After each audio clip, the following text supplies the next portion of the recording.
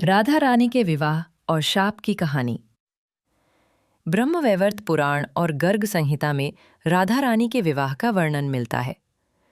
इनमें लिखी कथाओं के अनुसार राधा रानी का विवाह रायाण यानी अयान नाम के व्यक्ति के साथ हुआ था। राधा जी के पिता वृषभानु जी और अयान जी के पिता दोनों मित्र थे। वास्तव में राधा जी का विवाह जिस अयान के साथ हुआ था वे राधा रानी की परछाई थी, जबकि राधा जी अपने वास्तविक स्वरूप में वृंदावन में श्री कृष्ण के साथ साथ थीं, जहां राधा रानी और कृष्ण जी का विवाह स्वयं ब्रह्मा जी संपन्न करा रहे थे।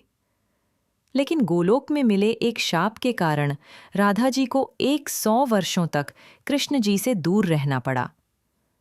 आइए विस्तार से जानते हैं राधा रानी के विवाह की अद्भुत कहानी। आपने अपने आसपास अलग अलग माध्यमों से राधा रानी के विवाह से जुड़ी कई कहानियां सुनी होंगी, लेकिन क्या आपको राधा रानी के विवाह की वास्तविकता पता है? गर्ग संहिता में रायार जी, जिन्हें अयान जी भी कहा जाता है, उनके साथ राधा रानी के विवाह के बारे में विस्तार से लिखा गया है। वहीं ब्रह्मवैवर्त पुराण के अनुसार भी राधा रानी और रायाण जी के विवाह के विषय में उल्लेख किया गया है।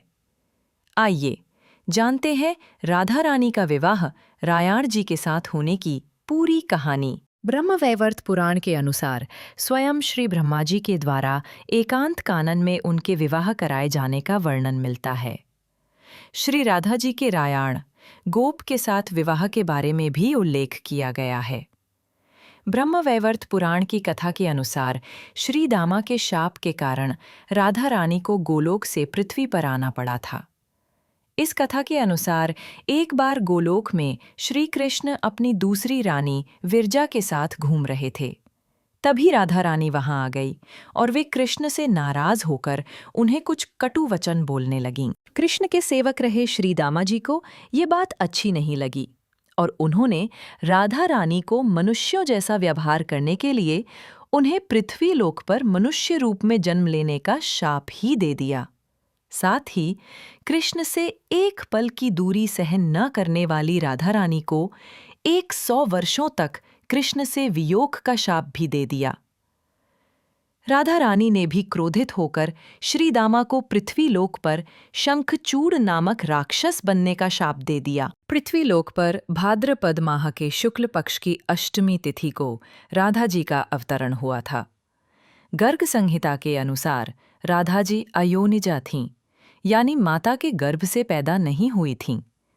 उनकी माता ने योग माया की प्रेरणा से वायु को ही जन्म दिया, परंतु वहां स्वेच्छा से राधा प्रकट हो गईं। 12 वर्ष बीतने पर उन्हें यौवन में प्रवेश करते देख माता पिता ने रायाण गोप के साथ उनका विवाह निश्चित कर दिया।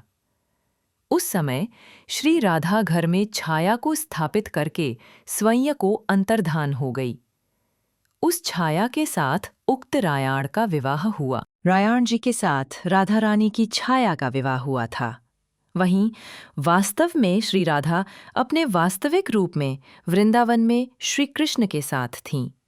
माना जाता है कि वृंदावन में श्री कृष्ण और राधा जी का विवाह ब्रह्मा जी ने कराया था।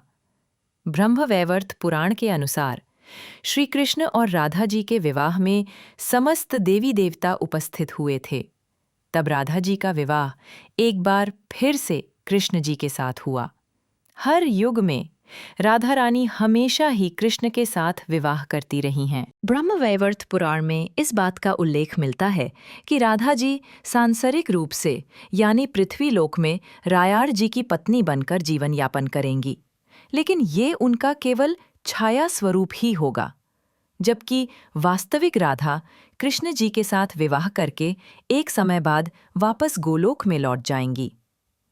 लेकिन श्री दामा के शाप के कारण राधा रानी और श्री कृष्ण का मिलन पृथ्वी लोक में नहीं हो पाएगा। यही कारण है कि मनुष्य रूप में जन्मी राधा रानी ने मनुष्य के भांति ही जीवन यापन किया और अपने मानव शरीर को त्याग कर गोलोक लौट गईं। राधा रानी को भगवान श्री कृष्ण की नित्य अभिन्न रूपा सर्वेश्वरी मूल प्रकृति माना जाता है। साथ ही राधा रानी को समस्त देवी स्वरूपिणी, जगत जननी, श्री कृष्ण की परम आराधिका माना जाता है।